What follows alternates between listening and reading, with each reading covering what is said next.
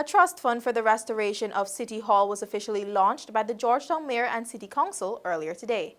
The cost to renovate the iconic edifice is estimated at almost $1 billion.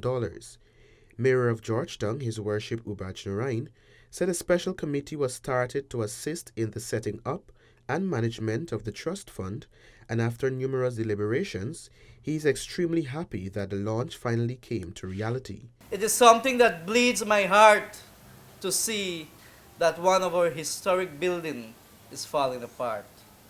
And I believe that this is the way all of us, not the mayor, the councillors, administration alone can do it.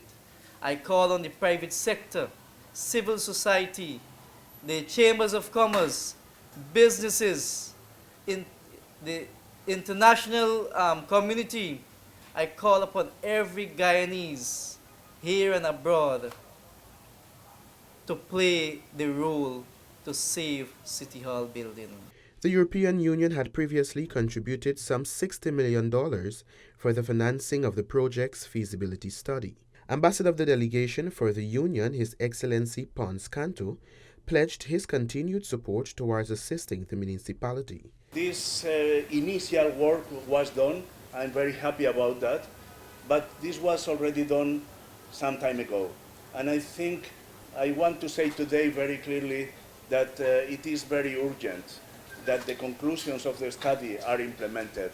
And once again, I'm very happy and grateful, Mr. Mayor, that you and your team have organized this meeting today, this event, and this collection of funds. It is essential that others also do their share. At the launch, approximately $5.2 million was pledged, with Impressions being the largest donor. For persons interested in contributing towards the renovation project, monies can be deposited into the Demerara Bank account 4023313. For InfoHub, I am Kellon Rover.